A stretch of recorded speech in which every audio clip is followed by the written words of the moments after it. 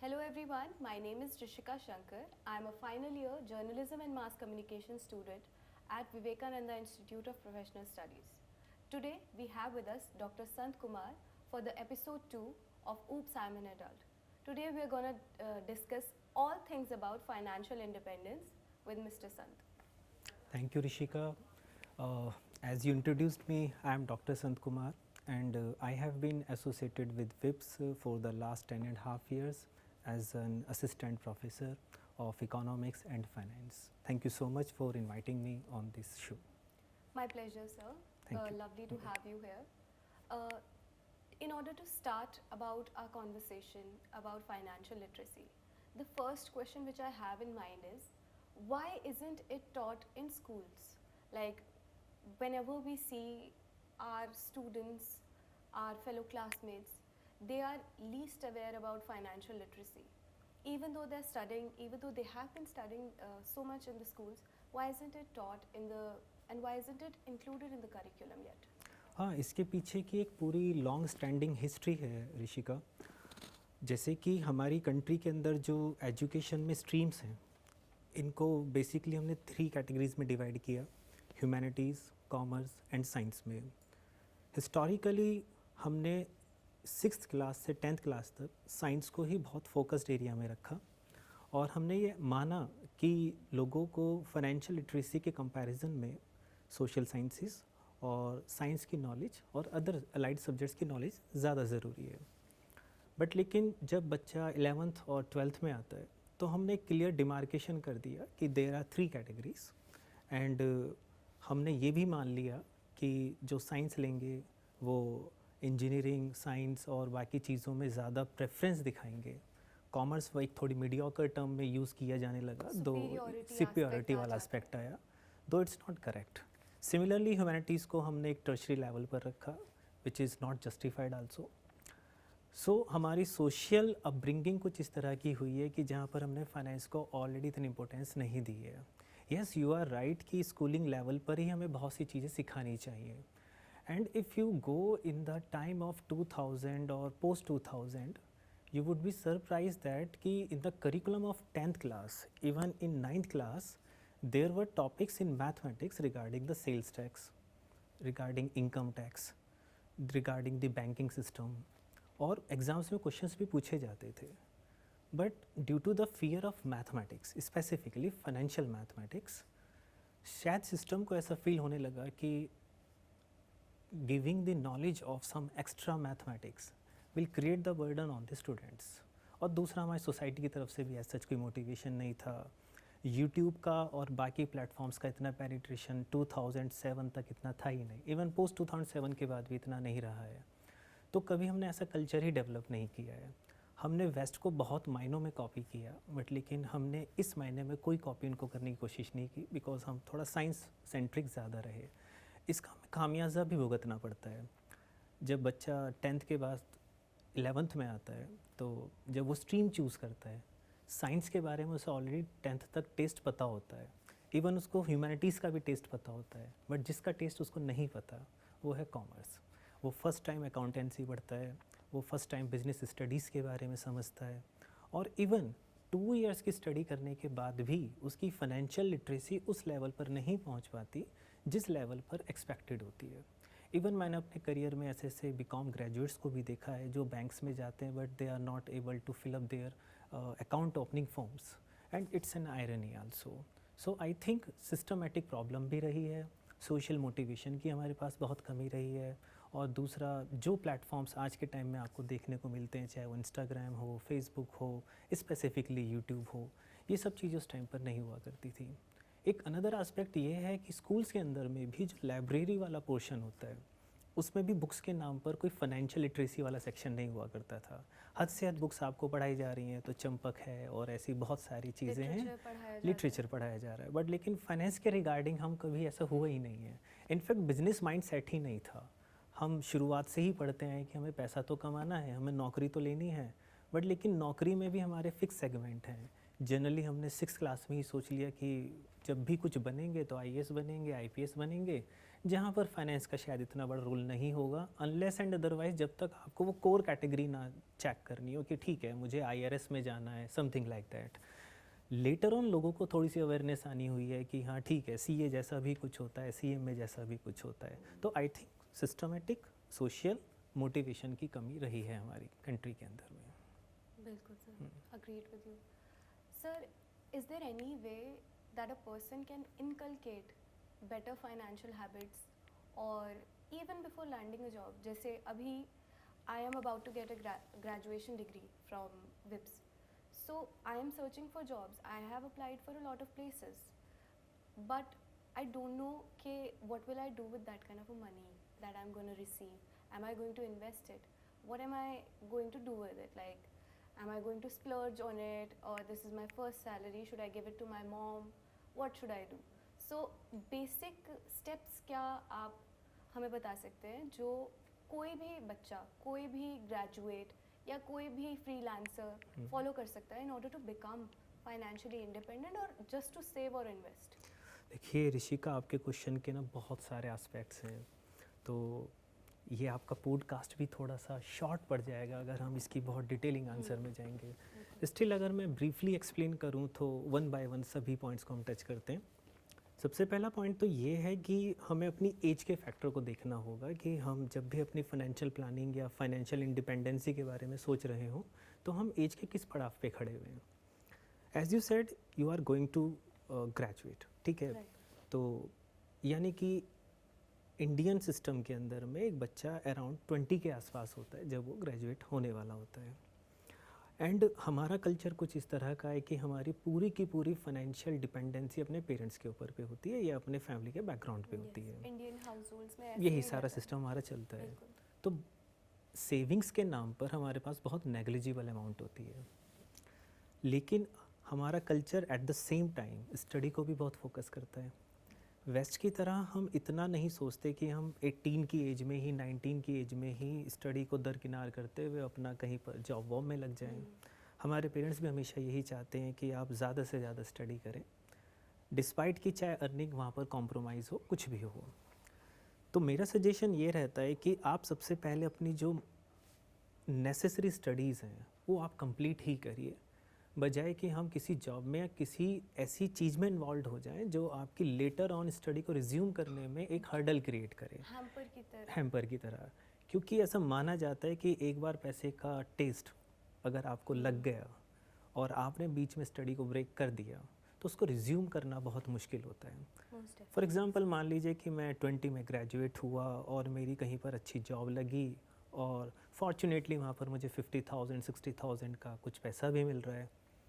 तो 2 साल बाद या 3 साल बाद जब मेरा MBA करने का मन हुआ तो पता है वो जो 50,000 और 60,000 है, you know in economics there is a concept of opportunity cost.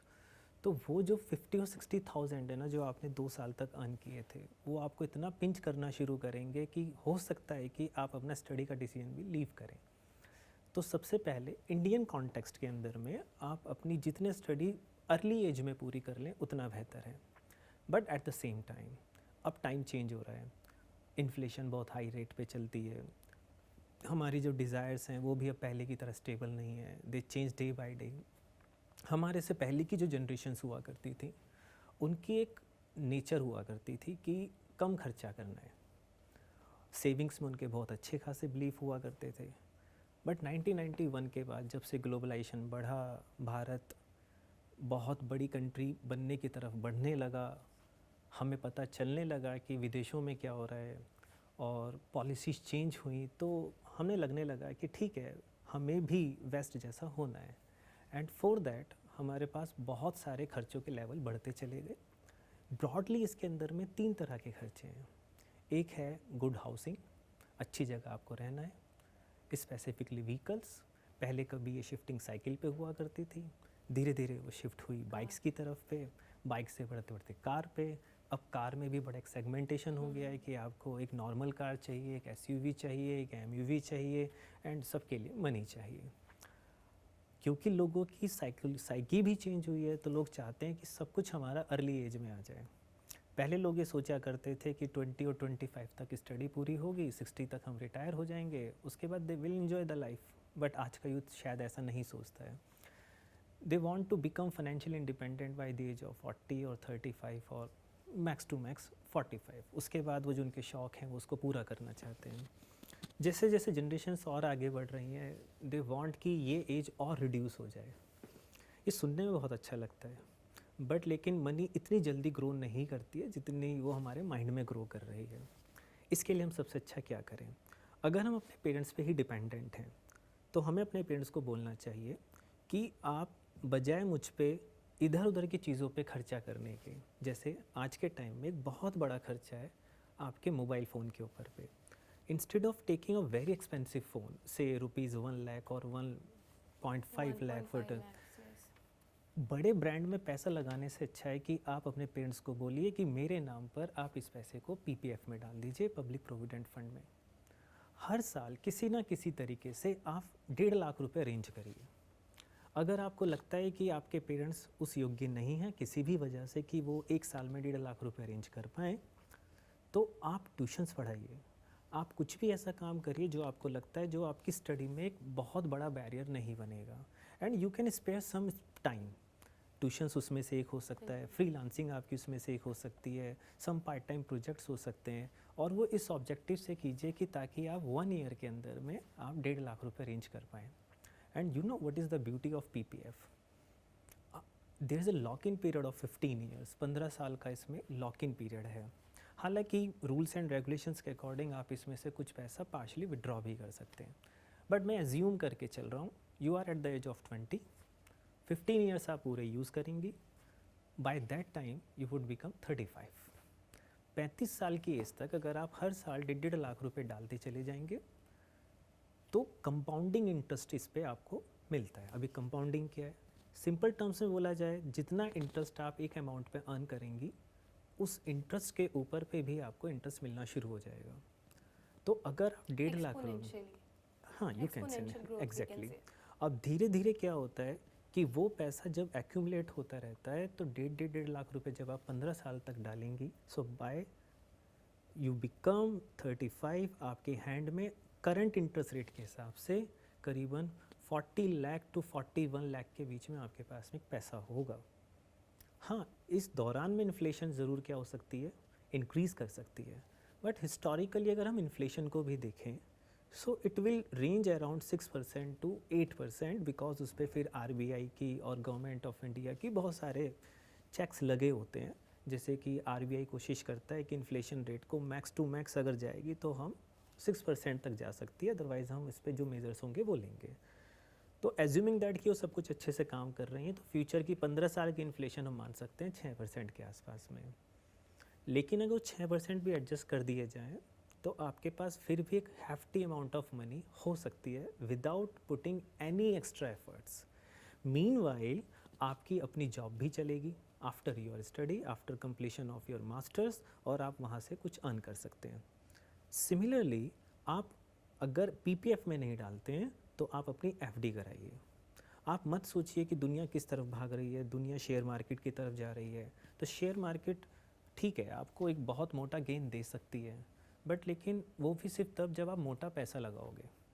For example अगर आपने 1000 रुपीज़ शेयर मार्केट में लगा भी दिए और हाइपोथेटिकली सोच लीजिए किसी कंपनी ने आपको 100% का रिटर्न दे भी दिया, जो देगी नहीं बट फिर भी मान लेते हैं, तो 1000 का 100% इज़ 1000 रुपीज़. सो 2000 रुपीज़ आए तो आपने 1000 को 2000 बनाकर कोई बहुत बड़ा गेन भी अचीव नहीं कर लिया है. हाँ, इसमें मैं टैक्सेशन का पॉइंट अभी छेड़ ही नहीं रहा हूँ, जबकि टैक्सेशन भी इस पर अपना काम करेगा. तो इफेक्टिवली आपके पास 2000 रुपीज़ भी नहीं आएंगे. तो 1000 का 2000 बनाने में इतनी टेंशन ही क्यों लेनी है? तो अच्छा ये है कि हम कोशिश करें उन सेगमेंट्स की तरफ पैसे को लगाने की जिन सेगमेंट्स में हमें कोई टैक्स के बेनिफिट्स भी मिलते हो. And PPF is totally tax free under section 80C of the income tax act. And जितने भी हम रूल्स एंड रेगुलेशंस आ रहे हैं, गवर्नमेंट चाहती भी है कि आप थोड़ी बहुत सेविंग करें ताकि आप फाइनेंशियली इंडिपेंडेंट हो पाए. सो 2 वेज़ मैंने आपको अभी तक बताए जो आप अपनी स्टूडेंट लाइफ में ही कर सकते हैं. The best one is the PPF for 2 reasons. One is the compounding factor of the interest and the second is कि इसमें जो भी इंटरेस्ट आपको मिलेगा that will be totally tax free. And similarly जब 15 साल बाद आपको ये पैसा वापस किया जाएगा तो भी वो टैक्स फ्री होगा. एंड अनदर एस्पेक्ट, आप इस 15 साल के लॉक इन को इफ़ यू फील कि ठीक है अभी मेरी फाइनेंशियल पोजीशन ठीक है, मेरे फादर हैं, मेरी मदर है, फैमिली में एज सच कोई फाइनेंशियल बर्डन नहीं है, तो आप उस पीरियड को फर्दर एक्सटेंड भी करा सकती हैं। उससे better और gains. आपको ज़्यादा बेनिफिट ऑफ कंपाउंडिंग मिल सकता है। जबकि ये चीज़ ना तो आपको शेयर मार्केट में नज़र आएगी, ना चीज़ आपको एफडी में नज़र आएगी, और ना ही चीज़ आपको अदर एवेन्यूज़ में नज़र आएगी। बट हाँ, थोड़ी सी कछुए की चाल है, स्लो प्रोसेस है, you will have to wait for 15 years. But क्योंकि आपका क्वेश्चन छोटी एज से जुड़ा हुआ था, तो छोटी एज के लिए आई थिंक कि एक This बढ़िया is the option best option. हो सकता है। Right. एंड थिंक ये तो क्वेश्चन आपका 20 साल की एज में था, बल्कि मैं तो इसमें एक कदम और आगे बढ़कर बात करता हूँ कि पेरेंट्स को चाहिए कि जैसे ही उनके बच्चे का जन्म हो, there is no minimum age for opening the PPF account, तो वो अपने बच्चे के लिए उसकी शायद 1 साल की एज पे ही उसका पीपीएफ खुलवा लें और अपनी तरफ से 1.5 लाख रुपए डालते रहें। जिस दिन वो बच्चा 20 साल का होगा तो सोचिए उसके पास में 40 लाख रुपए के आसपास का पैसा ऑलरेडी पेरेंट्स के पास होगा। तो पेरेंट्स के ऊपर पे एज सच उनको कोई बर्डन नहीं होगा कि इस बच्चे की पढ़ाई हमें अब कैसे करानी है, कैसे नहीं करानी है। एजुकेशन के लिए already they have saved for the exactly, अब उनके पास माइंड में टेंशन नहीं है। एंड मज़े की बात, टैक्सेशन फ्री है, उनको ये भी टेंशन नहीं है कि हाई टैक्स डिपार्टमेंट आ जाएगा, हमसे इतना पैसा ले जाएगा। एफडी में इश्यूज Is आएंगे। it better than investing in property or some flats, like flats? So, agar like I have some savings and I want to invest it into a property, so is it better than that PPF? इसके दो aspects हैं कि ये जो better term है इसका क्या मतलब है। सो बेटर का टर्म का मतलब ये हो सकता है कि आप क्या रिटर्न्स की एक्सपेक्टेशन करती हैं, और अगर जो रिटर्न्स हैं तो उसके इफ़ेक्टिव रिटर्न्स क्या हैं। अब ये इफ़ेक्टिव रिटर्न्स का क्या मतलब है कि what ever profit you will earn by selling your property, what will be the impact of taxation on it. तो अगर आप अपना पैसा से लैंड में लगाती हैं, से आप बिल्डिंग में लगाती हैं, आपने कोई फ्लैट परचेज कर लिया है, so there is a taxation known as capital gains under the income tax law. तो आपने जो भी कुछ खरीदा लेटर ऑन, अगर आप उसे 24 मंथ्स के बाद में सेल आउट करती हैं, at 24 months is reserve for land और बिल्डिंग और बोथ और अदर एसेट्स एक्सेप्ट शेयर्स और डिवेंचर्स और समथिंग लाइक दैट, उसमें 12 मंथ्स का पीरियड है। अब अगर आप इसमें कोई भी गेन अर्न कर लेती हैं और ये सारा का सारा ट्रांसफ़र 22 जुलाई ऑफ 2024 के बाद का है, तो इस पे जो भी गेन आपको होगा, प्रॉफिट होगा, उस पर आपको 12.5% की रेट से टैक्स पे करना पड़ेगा। तो अगर वो टैक्स आपको नहीं चुभता है तो इन that case it's very profitable, but लेकिन आपको वो इन्वेस्ट ऐसी जगह करना होगा जहाँ आप फ्यूचर को लेकर ऑप्टिमिस्टिक हो, जहाँ आपको ऐसा लगता है कि जिस जगह पर मैं लैंड परचेज़ कर रही हूँ उसकी जो सराउंडिंग्स हैं, उसका जो डेवलपमेंटल फैक्टर है वो कितना स्ट्रॉन्ग है। मैं आपको एक एग्जांपल देता हूँ। फॉर एग्जांपल जैसे रोहिणी वाला एरिया है, रोहिणी वाले एरिया के अंदर में हाल ही के अंदर कुछ एरियाज़ ऐसे हैं जहाँ पर अभी मेट्रो का प्रोजेक्ट पास हुआ है। जैसे ही प्रोजेक्ट पास हुआ, वहाँ की जो प्रॉपर्टी के रेट्स थे अचानक से शूट अप हो गए, जबकि डे 1 से पहले वहाँ पर प्रॉपर्टी के रेट्स इतने हाई नहीं थे। तो जो लोग के पास ये इन्फॉर्मेशन है कि इन फ्यूचर यहाँ से मेट्रो पास करेगी, इन फ्यूचर यहाँ से कोई हाईवे निकलेगा, अगर इस तरह की इन्फॉर्मेशन आपके पास है या आप इस तरह की इन्फॉर्मेशन को एक्सपेक्ट करते हैं थ्रू मीडिया और सम योर सोर्सेज, तो इन दैट केस ये बहुत बेनिफिशियल होगा शॉर्ट रन के अंदर। लेकिन अगर आप ऐसा आइडिया लगाते हैं कि ठीक है मैंने एक बिल्डिंग खरीद ली, एक लैंड खरीद लिया फॉर 20 ईयर्स, फॉर से 30 years, of course in long run में वो चीज़ बेनिफिशियल होती ही है। ऑन एन एवरेज प्रॉपर्टी के जो प्राइसेस होते हैं वो बढ़ते ही हैं, लेकिन फिर वही मैं कहूँगा कि साथ ही साथ आपका टैक्सेशन भी आता ही है। लेकिन टेंशन भी क्रिएट होती है जब आप इतना लार्ज अमाउंट, क्योंकि आज के टाइम में एक सही सी जगह पर लैंड को परचेज़ करना और किसी भी फ्लैट को परचेज़ करना एक टीनेजर के लिए या एक बच्चा जो अभी 20 की एज में है, इट्स नॉट फिजिबल अनलेस कि वो एक हैफ्टी अमाउंट ऑफ डेट में ना आ जाए। एंड डेट में प्रॉपर्टी को खरीदना is not a good idea, खासकर तब जब आपको ये लगता हो। Car loans, so what do you think कि अगर like I have saved some amount of money, then I'm giving all the money, like going to a store and giving all the money and then buying a car.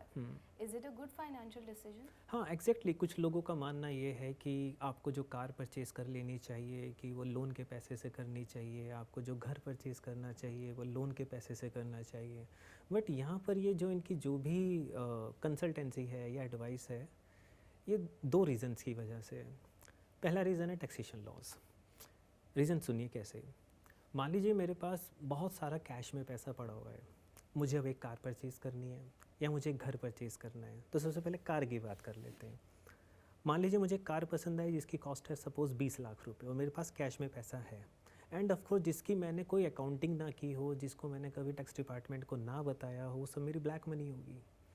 अब अचानक से मैंने car खरीद ली और मैं जाके उनको 20 लाख रुपए दे आया। कार की परचेज के टाइम पर ही ये इन्फॉर्मेशन डिपार्टमेंट को पता चलेगी, बिकॉज मेरा पैन कार्ड अटैच होगा वहाँ पर। जैसे ही डिपार्टमेंट को ये बात पता चलेगी तो डिपार्टमेंट कहेगा कि भाई आपने तो कभी ये अमाउंट हमें बताई ही नहीं थी, तो मैं सीधा सीधा इस केस में फंस जाऊँगा। तो इसीलिए डिपार्टमेंट को ना पता चले मेरी ब्लैक मनी, तो मैं एक दूसरा रास्ता अपनाता हूँ। दूसरा रास्ता क्या है कि मैं एक बैंक से लोन रेज़ करता हूँ, ताकि कल अगर मुझसे कोई ये पूछे कि भाई ये बताओ कि तुमने कार को ख़रीदने के लिए पैसा कहाँ से जुटाया, तो मैं उनको ये कह सकूँ कि ये पैसा मैंने लोन से लिया था। सिमिलरली प्रॉपर्टी के केस में भी हो जाता है। उसमें प्रॉपर्टी के केस में यहाँ पर दो आस्पेक्ट आ जाते हैं। एक आस्पेक्ट ये आ जाता है कि लोगों के पास ऑलरेडी ब्लैक मनी थी, तो उन्होंने कैश में दे दी, और जो कैश में हुआ उसकी कोई शक्ल नहीं, उसकी कोई फेस नहीं, और बाकी और कई सारे लूप होल्स हैं, कई सारे इश्यूज़ हैं। बट एक इनकम टैक्स में सेक्शन है जिसका नाम है सेक्शन 24 क्लॉज बी। 24 बी हमें ये बताती है कि अगर कोई इंडिविजुअल होम लोन लेता है, उस पर जो वो इंटरेस्ट पे करेगा, उस इंटरेस्ट की आप डिडक्शन ले सकते हो, जिसकी वजह से आपकी जो इनकम टैक्स लायबिलिटी है वो कम हो जाएगी।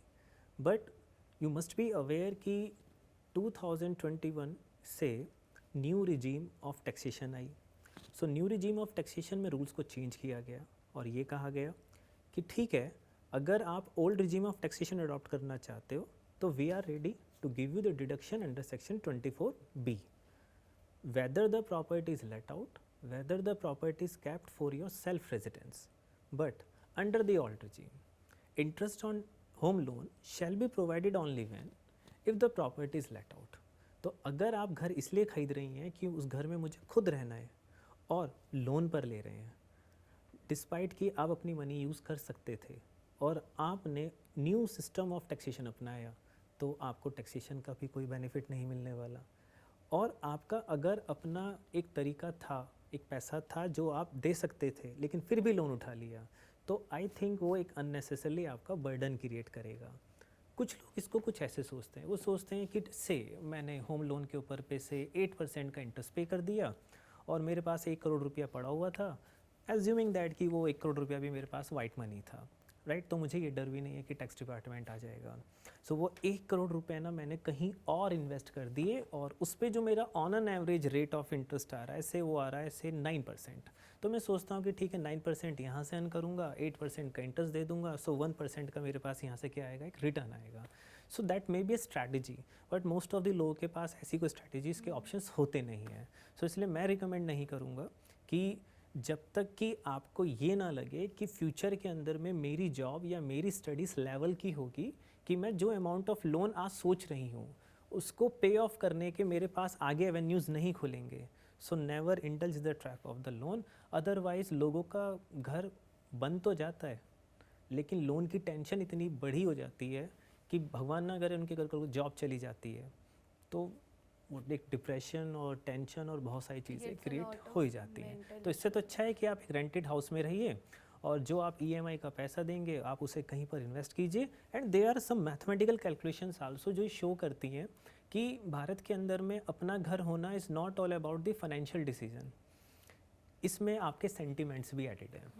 जबकि वेस्ट के अंदर में कई कंट्रीज़ ऐसी हैं जिसमें लोग सेंटिमेंट्स को इतना ध्यान नहीं रखते हैं। फॉर एग्जांपल जैसे भारत में शादी ब्याह के जब मामले आते हैं तो एक बड़ा क्वेश्चन होता है कि आपका घर अपना है या नहीं है। तो वहाँ पर आपके फाइनेंशियल डिसीजन का भी यहाँ कोई रोल नहीं है, रादर ये घर आप इसलिए चाहते हैं क्योंकि आपको शादी करनी है। इसी तरीके से लोगों के अपने इमोशंस भी अटैच्ड होते हैं कि अपना घर होगा, बिल्कुल, कि अपना घर होगा, हम जैसा चाहें वैसा काम कर सकते हैं। दूसरा फिर हमारे यहाँ जो टेंडेंसी भी है वो यही है कि मकान मालिक एक थोड़ा सा सुपीरियरिटी कॉम्प्लेक्स से सफ़र करेगा। आबादी इतनी ज़्यादा है कि जो हमारे टेनेंट हैं वो टेनेंट के जो लॉज हैं, लॉ उनको अगर प्रोटेक्ट करना भी चाहे तो वो आवाज़ नहीं उठाएंगे, बिकॉज उनको पता है कि आप नहीं तो कोई और सही, तो ऐसे बहुत सारे इश्यूज आ जाते हैं। तो अदर देन फाइनेंशियल आस्पेक्ट, इसमें आपके सोशल आस्पेक्ट्स भी बहुत इन्वॉल्व होते हैं भारत के अंदर घर खरीदने के लिए। तो मैं अगर उनको साइड कर दूँ, स्पेसिफिकली फाइनेंशियल आस्पेक्ट पे बात करूँ, तो जब तक आपको नहीं लगता कि फ्यूचर के अंदर में अच्छा खासा पैसा आप अर्न करेंगी, तब तक लोन के डेप्ट में मत आइए। Sir, as a creative person, as someone who wants to become an artist in the future, I want to ask you one thing, कि as risky as it sounds, the possibility of being successful as an artist, as a painter, as a singer, as a musician is very bleak. Only a few people become very successful who gain that kind of a financial stability as well. So what would you suggest someone, a person, a student who is yet to walk on that path? What would you say? फिर से मैं कहूँगा कि ऋषिका, हमारे भारत की जो history रही है उसको हमें बहुत अच्छे से अंडरस्टैंड करना होगा अपने इस डिसीजन को लेने के लिए। हमने कई सालों की गुलामी देखी, हमारे जो पेरेंट्स रहे वो सब एक ऐसी सिचुएशन में फंसे रहे कि जहाँ पर मनी ही उनका सबसे बड़ा फोकस था, पॉवर्टी बहुत प्रिवेल करती थी। इसलिए हमसे पहले की जनरेशन्स और इवन हमारी भी जनरेशन ये नहीं चाहती कि हमारे जो बच्चे हों वो स्ट्रगल करें, एटलीस्ट फाइनेंशियली स्ट्रगल करें। इसलिए वो हमेशा से यही चाहते हैं कि जो हमारे बच्चे पढ़ाई करें वो थोड़ी ऐसी फील्ड की पढ़ाई हो जहाँ पर उनको लगता है कि स्टेबल करियर मिलेगा, एक स्टेबल जॉब मिल जाएगी, स्टेबल मनी अर्न करनी शुरू कर देंगे और अपनी वो लाइफ जो उनकी बाकी सोशल नॉर्म्स के एक्शंस हैं वो उनको करें। बट जैसे जैसे टाइम चेंज हो रहा है, नए नए एवेन्यूज़ हमारे सामने आ रहे हैं, जैसे जैसे हमारा वर्ल्ड वाइड एक्सपोजर बढ़ रहा है, इन सब चीज़ों को ध्यान में रखते हुए अब चीज़ें बदल रही हैं। आर्ट, म्यूज़िक और बाकी चीज़ें जो भी हैं वो ठीक है, एक टाइम पे बहुत रिस्की हुआ करती थी, बट शायद रिलेटिव टर्म्स में अब वो इतनी रिस्की नहीं है। इसीलिए बस बात अपने पेरेंट्स को कन्विंस करने की हो सकती है, अपने गार्जियंस को समझाने की हो सकती है कि ठीक है, एक टाइम था जब ये हाईली रिस्की थे, बट अब हमारे पास एक्स्ट्रा प्लेटफॉर्म्स हैं।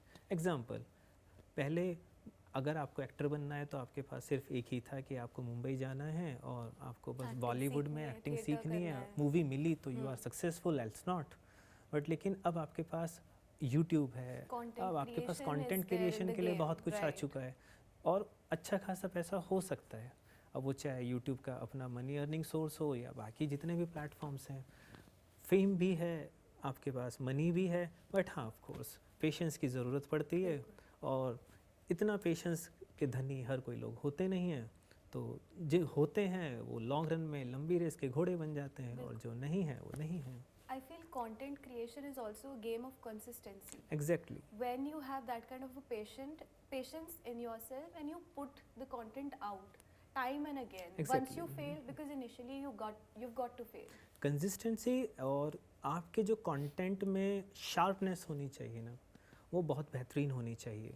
मतलब कि ऐसा होना चाहिए कि आपके कंटेंट जैसा फ़िलहाल के लिए उस सर्टेन टाइम एरा में कोई और कंटेंट नहीं होना चाहिए। देखिए, इकोनॉमिक्स का ऋषि का एक सिंपल सा लॉ है, जहाँ जहाँ पे चीज़ों के सब्स्टिट्यूट्स होंगे ना, वहाँ वहाँ पर आपकी डिमांड लो हो जाएगी। तो आपको ये चाहिए कि मेरी जो डिमांड है वो लो ना हो, तो आपको रोकना होगा थ्रू योर कंटेंट क्वालिटी कि मेरे सब्स्टिट्यूट्स ना बन पाए। आपको अपनी सप्लाई को क्या करना पड़ेगा, बहुत रेस्ट्रिक्ट रखना पड़ेगा। आपको ऐसा कंटेंट क्रिएट करना पड़ेगा कि जो और Which कोई is नहीं unique. बनाना है, विच इज़ यूनिक। जो कॉपी ना किया जा एग्जैक्टली।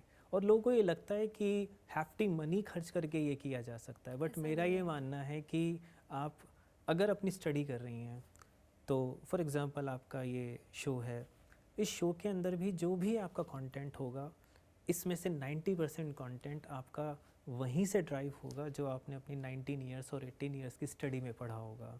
तो ये थोड़ा सा स्टडी को लो स्टेटस पे दिखाने की कोशिश ज़रूर रह जाती है कि पढ़ाई से कोई खास फ़र्क नहीं पड़ता, बट But बिलीव ऐसा में नहीं कि है, आता ऐसा ज़रूर नहीं है, है, मानना बिल्कुल। पड़ेगा आपको इस It बात को। shapes a person to who they are exactly. right now. तभी पता चलता है कि सोचने समझने की शक्ति पूरी तरीके से it comes from education. Absolutely. Sir, one more thing I want to ask is कि आपने अपनी लाइफ में कोई ऐसा फाइनेंशियल डिसीजन लिया है that you regret the most, और what would you like to tell to your younger self कि यार ये नहीं करना चाहिए था या ये करना चाहिए था, ये करता तो बेटर रहता, in terms of finances also, in terms of your career as well? देखो, जहाँ तक बात करियर की है तो लकीली मुझे जिस फील्ड में बहुत इंटरेस्ट था वो मुझे करियर भगवान की कृपा से मिल भी गया। मुझे टीचिंग बहुत पसंद थी और मुझे म्यूज़िक और पेंटिंग भी बहुत पसंद थी। लेकिन एज आई सेड कि ये टाइम था 2004 का। अब 2004 का भारत और आज के भारत में ज़मीन आसमान का फ़र्क है। उस टाइम पर मुझे ऐसा लगता था कि फैमिली को फाइनेंशियली सपोर्ट करने के लिए मुझे एक स्टेबल करियर चाहिए। तो आई सिलेक्टेड कि मुझे अपनी बीकॉम परस्यू करनी है and I wanted to become a chartered accountant. But सपने तो आपके बहुत कुछ होते हैं, बट लेटर ऑन जब आप अपने आप को पहचानने की कोशिश करते हो, I am talking philosophically now, right. तो आपको पता चलता है कि यार क्या ज़िंदगी के 70 इयर्स और ज़िंदगी के नेक्स्ट 40 इयर्स आपको सिर्फ एक चेयर पे बैठकर कुछ काम करना सिलेक्टेड है। डॉक्यूमेंट्स को पढ़ने में ही निकालने हैं, उनको ही एनालिसिस chamber में करने में बैठना है, लगाने हैं, right. ऐसे चीज़ है। तो मैंने सीए की पढ़ाई को परस्यू किया, मुझे बहुत मज़ा आया। जब सीए के कोर्स को देखा, बहुत लर्न किया, लेकिन एट द सेम टाइम मुझे लगा कि शायद ये मेरी कप ऑफ टी नहीं है और मुझे टीचर ही बनना है। तो I pursued my all the degrees ताकि मैं जो यूजीसी की नॉर्म्स है उसको पूरा करके मैं टीचर बनूं। एंड आई सिलेक्टेड विप्स और यहाँ पर टीचर बना। तो लकीली मुझे वो मिल गया जो मैं चाहता था। फिर जो मेरे अपने पैशंस थे उनको मैंने कुछ टाइम के लिए पोस्टपोन किया, और एक कुछ टाइम का मतलब है लगभग 10 इयर्स, क्योंकि इन 10 सालों के अंदर मुझे अपने आप को फाइनेंशियली स्टेबल करना था। तो करियर वाइज तो ऐसा कोई रिग्रेट नहीं रहा। लेकिन जहाँ तक बात फाइनेंशियल की है तो मैं कहूँगा कि काश अगर ये पीपीएफ की नॉलेज और एफडी वगैरह की नॉलेज मुझे बहुत पहले होती, मतलब मेरी ही स्टूडेंट की लाइफ में होती, तो शायद ज़्यादा बेटर होता। और उस टाइम पर क्योंकि मैंने कहा कि सोशल मीडिया और बाकी चीज़ों का इतना पेनिट्रेशन था नहीं, और ना हमारे पास इस तरह का लिटरेचर अवेलेबल था, और ना इस तरह का कोई सिस्टम था या प्लेटफॉर्म था जहाँ हमें इस तरह की नॉलेज दी जा सके। तो ठीक है, वो उस टाइम पर जो चीज़ चली गई। लेकिन अब through your podcast I can tell you कि छोटी उम्र में भी आप अपने आप को फाइनेंशियली स्टेबल कर सकते हैं। लेटर ऑन तो आप जॉब में जाएंगे ही, या आप एंटरप्रेन्योर बनेंगे, या जो भी कुछ आप करेंगे, जो भी परस्यूट आप करेंगे उस चीज़ के अंदर तो पैसा जो भी होगा, बट अपार्ट आप अपनी पैसिव इनकम वन स्पेसिफिकली कर ही सकते हैं with some amount of money. 1.5 lakh से ही बताऊँ तो आज के टाइम में कोई इतनी बड़ी अमाउंट है भी नहीं। सर, आज की डेट में building your own brand, like there are people who are putting out content even if they are doing 9 to 5 jobs just to build their brand, just to have that extra hand of money. So do you think is it important to put out content and be on the social media in order to gain that kind of a traction? हाँ, it totally depends upon the philosophy of your life. आप जीवन को किस नज़रिए से देखते हो, आप क्या सोचते हो अपने बारे में कि मेरा जो बर्थ हुआ वो क्यों हुआ, मैं कर क्या रही हूँ इस प्लेनेट के ऊपर पे, और जब मेरी डेथ हो तो मेरे लास्ट के 5 मिनट्स या लास्ट के 10 मिनट्स कैसे होने चाहिए। ये टोटली इस बात पे डिपेंड करता है। लोगों की ग्रीड कई बार इतनी ज़्यादा हो सकती है। अब ये ग्रीड खाली पैसे की नहीं होती, ये ग्रीड आपकी फेम की भी हो सकती है, ये ग्रीड आपकी कई तरह की चीज़ों की हो सकती है। तो आप फिलॉसफिकली और स्पिरिचुअली कितने स्ट्रांग होते हैं इन बातों पर निर्भर करता है। अब भगवान कृष्ण भी कह के गए हैं कि आप अपना कर्म तो कर सकते हो लेकिन फल तो आपके हाथ में है ही नहीं। तो ठीक है, लोग आफ्टर 9 to 5 जॉब वो किसी भी वेंचर में इन्वॉल्व ज़रूर हो सकते हैं, वो उनकी ही अपनी फ्रीडम एनर्जी है। नहीं बचती। I feel हाँ बिल्कुल। the corporate culture, especially in India, the kind of culture that it is, the kind of culture that I have experienced through internships also, through working with different companies that are there in India, they don't see the working class as humans. I feel they try to extract the most amount of work. They don't humanize them at all. I feel ये एक aspect है that pinches me a little. Exactly, it's a big question of the humanity also, कि हमें इंसानों को इंसानों की तरह ट्रीट करना चाहिए। हमें नहीं सोचना चाहिए कि अगर कोई मेरा एम्प्लॉय है या कोई मेरा इंटर्न है और इसको एक सर्टेन अमाउंट ऑफ मनी पे बस अब ये एक मेरा एक स्लेव की तरह बन गया है। ठीक है, स्लेवरी ख़त्म हो चुकी है, बट लेकिन बिल्कुल। इनडायरेक्टली वो Sir, स्लेवरी की तरह the काम हो kind रहा of होता है। time the deadlines which we can say is जो टाइम पीरियड दिया जाता है एक टास्क को कंप्लीट करने के लिए sometimes that is not enough and they expect us to give out those outcomes in that limited amount of time and there are no like unrealistic yes, expectations हो unrealistic जाती हैं हमारे expectations. साथ। We are not like robots. We can't just churn out ideas like that. Rishika, इसमें मैं बात एक add on करना चाहूँगा कि हमने अपनी स्टडीज़ को, अपने करिकुलम को इतना कमर्शियल कर दिया है कि हम ये भूल ही गए हैं कि हर सब्जेक्ट के एस्पेक्ट में एक फ़िलासफ़ी होती है, एक फ़िलासफ़ी ऑफ लाइफ होती है। मेरे को अगर साइंस पढ़नी है तो मेरा ये ऑब्जेक्टिव बहुत कम है कि मुझे साइंस को समझना है। मेरा ये ऑब्जेक्टिव ज़्यादा है कि मैंने कहीं ये सुन रखा है कि इससे मेरी फ़लानी जॉब लग जाएगी, इतने करोड़ों का पैकेज लग जाएगा।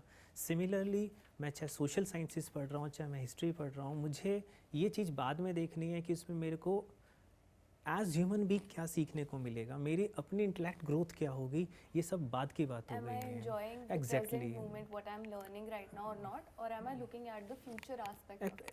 अब सिमिलरली जब मैं आज की यूथ को देखता हूँ, इनफैक्ट हमारे भी टाइम में ऐसी बहुत सी सारी चीज़ें थी जो मैं कहूँगा कि बहुत अननेसेसरी चीज़ की थी, कि हमारी इतनी इनकम नहीं है लेकिन जितने हमारे खर्चे। तो मैं ये चाहूँगा कि आपके पॉडकास्ट के थ्रू कि हमारी ऑडियंस से समझे कि अगर आपकी इनकम बहुत लिमिटेड है, और देखिए लिमिटेड का मतलब ये नहीं है कि 10,000 रुपये की इनकम लिमिटेड, 20 की लिमिटेड, इवन 2 लाख की इनकम भी लिमिटेड हो सकती है, कई फैक्टर्स पे डिपेंड करती है। आपकी तो रिक्वायरमेंट्स कितनी है, तो कोशिश करिए कि जो आपकी रिक्वायरमेंट्स हैं वो अपनी उतनी हो जितनी आपको लगता है कि मेरे को लोन या डेट या क्रेडिट कार्ड के ट्रैप में नहीं फंसाएंगी। अदरवाइज़ देखिए कहते तो वही है कि फिर जो आपकी तृष्णा होगी, जो आपकी डिज़ायर्स हैं, वो तो एंडलेस होने वाली हैं, तो करोड़ों रुपए की इनकम पहुंच जाएगी। It's a very like it's an endless cycle. You can't exactly, like it's a psychology. जब आपके पास एक ऐसा चीज़ हाथ में आ जाए, एग्जैक्टली जब तक वो आप हार्ड करेंसी फील नहीं करते ना, हार्ड करेंसी में आपको एक पिंचिंग होती है, अरे मेरी जेब से कुछ पैसा जा रहा है। लेकिन जब आपको लगता है ना कि अरे ये 20,000 की चीज़ है, अब सामने वाला कहता है कि नहीं 20 की नहीं, ये वाली ले लीजिए, this is better and this is for 30,000, और मेरे पास कार्ड है, तो मुझे कहता ठीक है मैं मैनेज कर लूँगा। बट लेकिन एट द सेम टाइम अगर ये मुझे हार्ड करेंसी में देना होता तो मेरे लिए बड़ा मुश्किल डिसीजन हो सकता था। हमारी टेंडेंसी रही है ऐसी भारत की, हम कभी भी ऐसे लोग नहीं थे कि जो खुल के खर्च करते थे, लेकिन आज भी चीज़ें बदल रही हैं। whenever I am buying something, whenever I am purchasing, it is like कि जो least amount का item होता है, I look for that कि सबसे सस्ते वाला क्या है, what's the discount going on। ये हमारी कंडीशनिंग ऐसी रही है from our household. Exactly. But लेकिन अब जब से आपके जो फाइनेंशियल इंस्ट्रूमेंट्स हैं ना, ये आपके लिए इतने इजी हो गए हैं, जैसे फॉर एग्जांपल आप यूपीआई को लो, आपकी पेमेंट को कितना कन्वीनियंट बना दिया है इसने। But at the same time आपको ये भी रहता है कि अच्छा मैं यहाँ पर जा रही हूँ, ठीक है मुझे चीज़ पसंद आई है, ठीक है यूपीआई ये करना ही तो है। लेकिन हार्ड करेंसी जब चीज़ निकलती है ना, देन यू फील कि अरे यार, और यूपीआई से you get a track also कि आज हाँ 20 रुपए का ये पिया, जूस पिया, या 20 रुपए का इसका ये एक इसका पॉजिटिव इनसाइट है कि आपको कम से कम ट्रैकिंग रहती है। हार्ड करेंसी में थोड़े से इश्यूज ज़रूर रहते हैं। Right. So sir, there are a lot of youth and lot of kids from the Gen Z who are indulging into things which are not exactly right. They know that these things are not right, such as gambling apps, websites, and all of those games that they are playing. They are putting out money so that they would get returns from it, which is not really the case that actually happens. So आपका take इस चीज़ पे क्या है? देखो ऋषिता, ये problem आज online world में ज़रूर है, बट लेकिन ये प्रॉब्लम न्यू नहीं है। 90s के टाइम में भी लॉटरीज खेली जाती थी, गैम्बलिंग होती थी, और घरों के घर बर्बाद हुए थे। सरकारों ने इस पॉइंट को बहुत अच्छे से समझा, क्योंकि कॉन्स्टिट्यूशनली लॉटरी और ये सब मैटर्स स्टेट के मैटर्स आ जाते हैं। So can we say that it is a psychological issue in the child or the person who is putting out their money for gambling. We can say that they have a pattern and they need some kind of a help also. Exactly हमारे यहाँ ना natural grid नाम का भी एक factor होता है कि हमें ना बहुत ज़्यादा एफर्ट्स किए बिना बहुत सारा पैसा जब दिख रहा होता है, Different sins हाँ, that तो we हमें ना indulge सब कुछ ourselves. ऐसा लगता है कि जो चीज़ मैं 40 की एज तक इतनी मेहनत करके कमाऊंगा, अगर वो क्या पता मेरी किस्मत ने एक बार मुझे चांस दे दिया तो वही मेरी 70-80 साल की कमाई वन शॉट में आ सकती है। बस वो एक shortcut थॉट, जो वो होता है। शॉर्टकट है ना, वही शॉर्टकट आपके पता can नहीं end up- कितने पैसों को निकाल सकता है। और आप जब हिस्टोरिकल डेटा पढ़ोगे ना, आप पाओगे कि इंडियन सोसाइटी ने इसमें क्या क्या फेस किया है। एंड एज अ रिजल्ट कई स्टेट गवर्नमेंट्स ने लॉटरी को बैन भी किया, बट अनफॉर्चुनेटली अब उसकी शेप बदल गई है, अब उसकी फॉर्म ऑनलाइन वर्ल्ड में आ गई बट है। सर आज की डे एंड एज में ये बैंड नहीं है. हाँ, इसके पीछे एक लीगल फैक्टर है। एक्चुअली में क्या है कि ये गेम्स ऑफ चांस हैं या गेम्स ऑफ स्किल्स है, इसके बीच में एक लीगल डिबेट रहती है। अगर कोई चीज़ गेम्स ऑफ चांस है तो that can be considered as the illegal app और illegal activity, but if it's a game of skills, in that case it becomes legal. So जब भी कभी ऐसी किसी ऐप और ऐसी किसी कंपनी के अगेंस्ट कोर्ट में केस फाइल हुए हैं तो इतना बड़ा लीगल लूप होल है हमारे सिस्टम के अंदर में कि दे इजीली प्रूव कि they are the games of skills. Sir, the kind of money that these companies already have, they are actually using that money to get out of these absolutely, situations. देखो उनको इस very बात easily. इससे फ़र्क नहीं पड़ता है कि इस बात से कि जो भी उनके पार्टिसिपेंट्स हैं, जो भी उनके प्लेयर्स हैं, उनकी साइकी पे इसका क्या फ़र्क पड़ेगा, वो अपने करियर में इससे क्या करेंगे क्या नहीं करेंगे, वो उसको ज़रा सी भी नहीं सोचते। तवज्जो नहीं बट देते. लेकिन वो अमीर होती जा रही हैं। और फिर से मैं कहूँगा कि लीगल सिस्टम हमारा इस मामले में थोड़ा सा वीक पड़ जाता है कि वो गेम्स ऑफ चांस और गेम्स ऑफ स्किल्स में ही फंसा हुआ है। मुझे ऐसा लगता है कि rather the governments should take action कि हम इस डिबेट में ही नहीं पड़ेंगे, रादर हम इसको आउटराइटली बैन करेंगे कि ऐसी कोई भी चीज़ जिसमें किसी भी तरह की स्पेकुलेशन है, किसी भी तरह की सट्टेबाजी है, और ऐसी कोई भी चीज़ जो फैमिली को सोशल लेवल पर डिस्ट्रॉय करने की दमखम Social, रखती हो। psychological level psychologically also. एक बच्चा जो अपनी छोटी एज के अंदर में उसको अपना फोकस करना चाहिए था अदर एक्टिविटीज़ पर, not necessarily always academics, may be कि स्पोर्ट्स में करना चाहिए था, वो कहाँ पर लगा हुआ है? स्क्रीन में लगा हुआ है, वो अपने 4-4 घंटे स्क्रीन में लगा रहा है। एंड ऐसे And भी केसेस sometimes- हैं। बिल्कुल, sometimes the child ends up entering the information of their parents also. Absolutely, Privacy is also at privacy का stake. कई सारे कंसर्न्स आते हैं, और उसके बाद में चाइल्ड अब्यूज़ है और ऐसी बहुत सारे इश्यूज़ हैं। धीरे धीरे करके आप डार्क वेब की तरफ भी मूव ऑन कर जाते हो। देखिए आजकल जो वर्ल्ड है अनसर्टेन है, बच्चे को नहीं पता अगर वो छोटी एज का है। इनफैक्ट कई बार तो बड़ों से गलती हो जाती है कि कौन सा लिंक ओपन होना है, कौन सा नहीं होना है। एक लिंक आपकी ज़िंदगी गई। तो ऑफ कोर्स इस पे सोसाइटी को भी सोचना चाहिए, पेरेंट्स को भी सोचना चाहिए, बट वही है कि आज के टाइम में पेरेंट्स 24 घंटे आप पे ध्यान नहीं रख पाएंगे। तो बच्चों को भी चाहिए, हमारे एजुकेशन सिस्टम को भी चाहिए कि वो इस तरह की Parenting और टीचर्स की तरफ से हर तरफ एब्सोल्युटली ये सब चीज़ें से होनी एजुकेट चाहिए। किया जाए, then this can be stopped. Exactly. Sir, the experience that companies require for recruiting students after graduation, after their post graduation. So where do we draw the line? Internship experiences, आजकल बच्चे बहुत ये करते हैं that they don't go to classes, they just do certain internships and they feel कि classes में जाना इतना worthy नहीं है. तो what is the difference कि एक बच्चा जो graduation के बाद अपनी classes attend करने के बाद he or she is getting a job, or someone who has 10 internships while they were studying. So क्या difference आ जाता है? देखो ऋषिका, इसका जो आंसर है ना मैं एक एग्जांपल से सिखाऊंगा। मान लीजिए कि आपको मैं ये कहता हूँ कि you don't need to study mathematics because मेरी लाइफ के अंदर में ट्रिग्नोमेट्री, मेरी लाइफ के अंदर में a+b का होल स्क्वायर कभी ऐसा काम नहीं आया। मैं इतना बोगस आर्ग्यूमेंट आपके सामने रखता हूँ। और जो बच्चे बहुत छोटे हैं एज के अंदर, उनके पास ऑलरेडी एक फियर है मैथमेटिक्स के लिए, उनको मैंने एज अ सीनियर और एज ए लर्नर्ड पर्सन मैंने एक बात और बता दी। धीरे धीरे जब वो रेज होंगे, उनके मन में आएगा कि अरे जब इस तरह के लोग बोल रहे हैं तो सच ही होगा, और वो ये सोचेगा कि हाँ भाई मेरी भी लाइफ में काम नहीं आया। तो ही और she would start to defend him और हर सेल्फ कि मुझे मैथमेटिक्स इसलिए नहीं पढ़ना बिकॉज ऐसा चीज़ की कोई मुझे मेरी लाइफ में इसका कोई यूटिलिटी use नहीं लगती है। बट अनफॉर्चुनेटली जब कोई बड़ी कंपनी आईआईटी के कैंपस में जाती है वो उनको करोड़ों रुपए देने को क्यों तैयार है? या IIM अहमदाबाद जैसे ब्रांड के अंदर में कंपनीज उनको इतना मोटा अमाउंट क्यों देने को तैयार है? बिकॉज दे नो कि they have the quality students. Other कुछ कॉलेजेस भी हैं जहाँ पर ये सब होता है, क्योंकि वो जानते हैं कि उनको अपने सब्जेक्ट की बहुत अच्छी अंडरस्टैंडिंग है। They can create something new. अगर मैथमेटिक्स या ऐसे कोई सब्जेक्ट्स आपने ठीक से ना पढ़े होते तो शायद हमारे पास आज GPS ना होता, आपने अगर आज फिजिक्स ना पढ़ी होती तो हमारे पास कैमरा ना होता।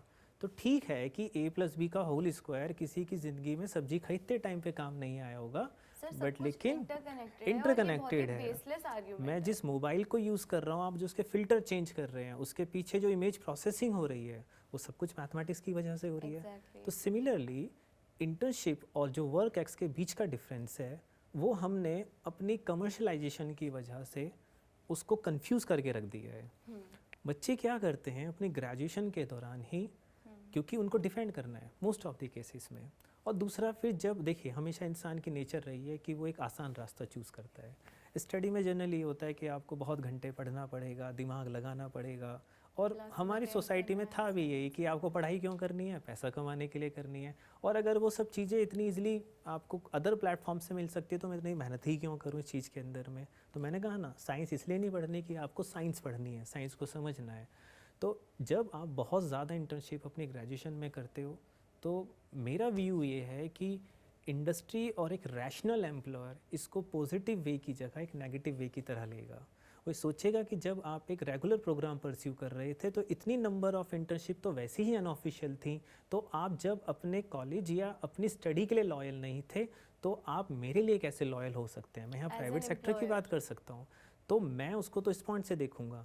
अनदर पॉइंट ये है कि बहुत सारे सब्जेक्ट्स ऐसे होते हैं, जैसे कि हम फाइनेंशियल लिटरेसी की बात कर रहे हैं, तो अगर कोई बच्चा BCom कर रहा है, BBA कर रहा है, वो फाइनेंशियल मैनेजमेंट पढ़ने की जगह फाइनेंस को करने लग गया, तो ठीक है, वो एक स्पेसिफिक फील्ड ही तो करेगा। अगर वो शेयर को परचेज कर रहा है, शेयर को सेल कर रहा है, तो उसका सिर्फ एक एस्पेक्ट जानता है, बट अदर एस्पेक्ट्स तो क्लास में होने थे, लेकिन वो सब उसने छोड़ दिए।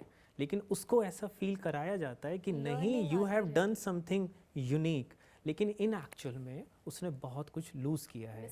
अनदर पॉइंट, जिस एक्सपीरियंस की हम बात करते हैं, वो एक्सपीरियंस पोस्ट स्टडी वाला एक्सपीरियंस है कि आप एक बार अगर कहीं जॉब में आ गए हैं। देखिए ऋषिका, किसी भी कंपनी को, बड़ी ऑर्गेनाइजेशन को समझने में लोगों को सालों साल लग जाते हैं। तो 2 महीने की इंटर्नशिप और 1 महीने की इंटर्नशिप ठीक है, आपको एक इनिशियल एक प्राइमा फेसी एक्सपोजर ज़रूर दे सकती है, वो भी डिपेंड करता है कि वो किस लेवल की इंटर्नशिप हो रही है।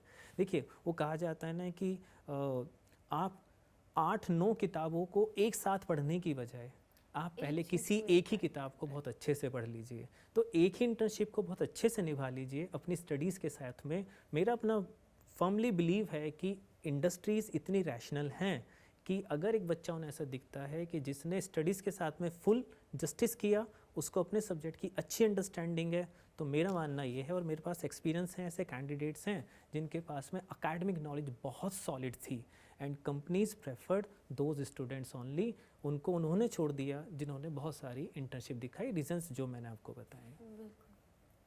Sir, there is like this notion around, and people think that getting into university outside of India, going abroad and taking loans also, education loans that we might say, there are consultants out there who say कि अभी आप loan ले लो, once you get a job over there and you start earning, then you can repay it back. तो ये कितने हद तक ये चीज़ सच है और ये कितने हद तक हार्मफुल हो सकती है for the child also, for the parent also, as a decision that is very crucial. देखिए ऋषिका, हमें समझना होगा कि पूरी दुनिया राजा हरिश्चंद्र नहीं है। जो यूनिवर्सिटीज़ के इश्यूज़ क्वालिटी के हमारी कंट्री में हैं, ऐसे ही इश्यूज़ अदर कंट्रीज़ में भी हैं। बस ये हो सकता है कहीं पर कम है और कहीं पे ज़्यादा है। अगर बोगस यूनिवर्सिटीज़ हमारे देश में है तो अमेरिका में भी हैं, या आपको UK में भी देखने को मिलेंगी, बट लेकिन कुछ टॉप नॉच यूनिवर्सिटीज़ हैं। अगर आप कहीं फ़ॉरेन पढ़ना चाहते हैं तो ऑलवेज़ प्रेफर कि आप आईवी लीग ट्राई करिए, या ऐसी यूनिवर्सिटी को ट्राई कीजिए जो QS रैंकिंग के अंदर एटलीस्ट टॉप 300 में तो आती हो, टॉप 100 टॉप 100 में तो आनी ही चाहिए।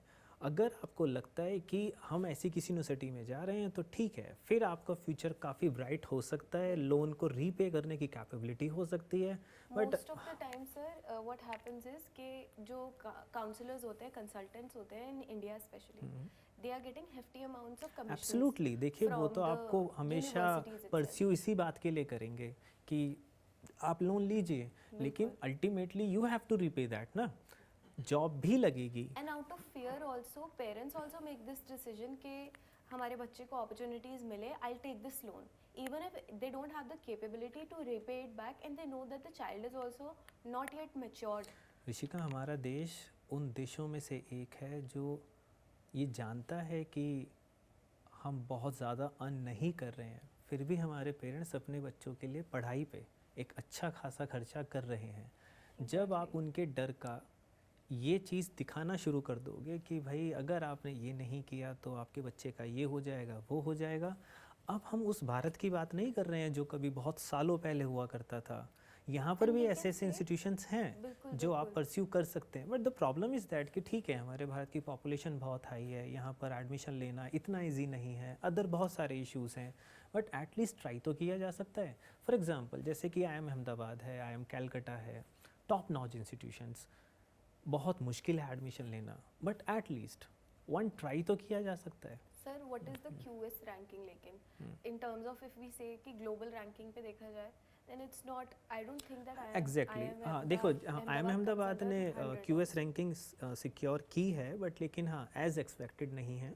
सिमिलरली IITs की है और कुछ चुनिंदा इंस्टीट्यूशंस और हैं, यहाँ पर हम लैक करते हैं। हालांकि इसके डिफेंड में भी कई सारे पॉइंट्स हैं कि QS रैंकिंग की जो भी सिस्टम है उसमें कई सारे प्रॉब्लम्स हैं जो इंडियन जो सिस्टम है उसको मीट नहीं कर सकता, लेकिन ठीक है, दैट्स अ डिबेटेबल इशू।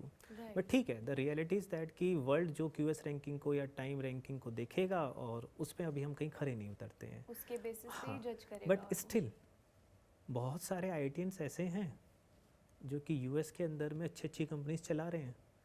तो यहाँ पर हमें मानना होगा कि भारत के इंस्टीट्यूशंस के ही बेस पर, जो कि हो सकता है QS रैंकिंग में इतने टॉप नॉच ना हो, but still they are successful. But the thing is कि उस कंपटीशन को बीट करना इज़ नॉट ईजी। विदेशों में जाना थोड़ा सा आसान है क्योंकि वहाँ पर शायद आबादी इतनी ज़्यादा नहीं है जितनी हमारी है, वहाँ पर कंपटीशन इतना टफ नहीं है जितना हमारा। Opportunities are also more in countries which have lesser population as compared to India, because here we are fighting for like let's suppose we are talking about jobs only. एक job के लिए there are thousands of applicants in India. So if a child, if a student goes outside whichever country, do they have more opportunities as compared to India? Rishika, it's a question of macro economics. Opportunities कैसे create होती हैं? Opportunities create होती है जब आपकी economy grow करती है। Economy कैसे ग्रो करती है? जब आपकी कंट्री के अंदर में आपकी डिमांड साइड बढ़े और उसके रिस्पॉन्स में सप्लाई साइड बढ़े, तो जो आपका प्रोडक्शन सेक्टर है वो ज़्यादा की ज़्यादा हायरिंग करेगा। सिंपल सा कॉन्सेप्ट है। अब जब इकोनॉमीज़ ही ग्रो ना करें, स्टैग्नेशन पे आ जाएं, तो फिर उनकी जो लिगेसी है वो क्वेश्चनेबल हो जाती है। बहुत सारी ऐसी डेवलप्ड नेशंस हैं आज के टाइम में जिनकी GDP की ग्रोथ अब इतनी अट्रैक्टिव नहीं है जितनी कि वो 60s और 80s के टाइम में हुआ करती थी। लेकिन जब आप भारत को ही देख लीजिए, 1990 के बाद में यहाँ पर अपॉर्चुनिटीज़ बढ़ी, तो किस मायने में बढ़ी? बिकॉज इंडिया ने LPG की पॉलिसीज़ को अप्लाई किया और हमारी GDP बढ़नी शुरू हुई, प्राइवेट सेक्टर को आपने बढ़ावा दिया तो अपॉर्चुनिटीज़ आई। Right. तो ऐसा नहीं है कि हमारे यहाँ अपॉर्चुनिटीज़ नहीं है, कुछ इश्यूज ज़रूर हैं। द लेकिन प्रॉब्लम, द देखने का पॉपुलेशन नज़रिया बहुत होना ज़्यादा है, चाहिए। देखने का नज़रिया है, पॉपुलेशन बहुत ज़्यादा है। ऑफ कोर्स देखिए, हम सर 100 अगर हम स्टैटिस्टिक्स के उस पे देखें तो अगर एक कंट्री है जहाँ पे बहुत ज़्यादा पॉपुलेशन है, एब्सोल्युटली, तो वहाँ पे हर चीज़ अटेन करना will be difficult if we think from a basic point of देखो, मैं 140 करोड़ की आबादी वाले देश की बात सोच रहा हूँ। बिल्कुल यहाँ पर हर किसी का टेस्ट अलग है, हर किसी की माइंड सेट अलग है, और भारत को तो बोला भी जाता है कि विविधताओं का देश है। अब यहाँ पर जब सबके फाइनेंशियल बैकग्राउंड्स अलग हैं, सबके कल्चरल बैकग्राउंड्स और एक अलग स्टार्क हैं, डिफरेंस है, बहुत बड़ा डिफरेंस आ व्हेन जाता है। We look at the factor कि इकोनॉमिकली कितना कमाते हैं लोग। बिल्कुल, इसमें stark बहुत बड़ा difference गैप है। तो आप हर किसी को तो Between the नहीं rich and सोच the सकते poor. कि सबको सरकारी नौकरियां मिल जाएंगी, बिल्कुल ठीक है नहीं ना, मिलती सब और कोई आईएएस ऑफिसर नहीं बन सकते हैं। कहीं ना कहीं हमारे को अपने माइंडसेट को चेंज करना पड़ेगा कि हम खाली सरकारी जॉब के भरोसे नहीं बैठ सकते। ठीक, देखो थियोरेटिकली भी पॉसिबल नहीं, आप कितनी सरकारी जॉब्स निकाल दोगे। तो आपको ये मानना पड़ेगा कि देखिए कि हमें अपनी स्टडी को इस तरीके से भी रखना है कि ताकि हम कभी प्राइवेट सेक्टर के लिए आउटडेटेड ना हो entrepreneurship जाएं। also we can consider. Every student absolutely, can consider हाँ, entrepreneurship as an बिल्कुल हो option. सकता है, लेकिन वो ठीक हमारी प्रॉब्लम रही है कि शुरुआत से कि हमें सरकारी नौकरियां चाहिए, उसके अपने कुछ बेनिफिट्स हैं, सर अपने वो कुछ कंडीशनिंग और आर्ग्यूमेंट्स हैं। माइंडसेट अगर शिफ्ट आ जाए बहुत फ़ायदा हो सकता है हमारी say कंट्री कि को। हाँ opportunities we can only create for ourselves rather than looking exactly at that point. देखिए उसके अपने बेनिफिट्स हैं, लोग कंपेयर करते हैं, वो अपनी जगह बिल्कुल जस्टिफाइड हो जाते हैं, लेकिन सरकारों को भी चाहिए कि वो जो कंपैरिजन का गैप है उस गैप को फिल Bridge किया जाए। करना पड़ेगा. वो प्राइवेट सेक्टर में जो लूप होल्स हैं, जो कमियां हैं, उनको सुधारा जा सकता है, बट हमें भी अपना माइंडसेट करने की, चेंज करने की ज़रूरत Most है। definitely. Sir, any last advice that you would like to give to any person watching who's my age हाँ, or older मेरी कि क्या decisions उन्हें लेने चाहिए? मेरा सजेशन ये होगा कि फाइनेंशियल लिटरेसी को हल्के में ना लीजिए। देखिए आज मेरी के- एडवाइस ये होगी कि आप फाइनेंशियल लिटरेसी को हल्के में ना लीजिए, ये आपकी लाइफ के one of the most important decisions में से एक है। ऐसा कहा जाता है कि आपकी नौकरी, आपका फाइनेंस, ये ज़िंदगी के सबसे अहम डिसीजंस में से एक है। तो आप अपनी फाइनेंशियल लिटरेसी को बढ़ाइए। अब ये क्या किया जा सकता है इसको बढ़ाने के लिए? देखिए जो स्टूडेंट्स हैं जो अपने ग्रेजुएशन कर रहे हैं, और पहला उनके लिए जो अपनी बीकॉम या एमबीए या एमकॉम या बीबीए जैसे कोर्सेज़ को परस्यू कर रहे हैं, तो अपना income tax, accountancy, financial management जैसे सब्जेक्ट्स को बहुत सीरियसली पढ़िए। खाली इस एंगल से मत पढ़िए कि आपको कुछ एग्ज़ाम्स देने हैं, कुछ 5 क्वेश्चंस और 8 क्वेश्चंस अटैम्प्ट करने हैं। अब अनदर एडवाइस उन लोगों के लिए जो इन कोर्सेज़ को परस्यू नहीं कर रहे हैं, फॉर एग्जांपल कोई बीएससी परस्यू कर रहा है, कोई बीटेक परस्यू कर रहा है, तो आजकल यूनिवर्सिटीज़ ने एक चीज़ें भी निकाली हैं कि we can take the optional subjects. तो अगर आपकी यूनिवर्सिटी वो आपको ऑप्शन ऑफ़र करती हैं जिसके अंदर में आप फाइनेंशियल सब्जेक्ट्स ले सकते हैं, तो आई वुड सजेस्ट कि आप उसको अडॉप्ट कीजिए।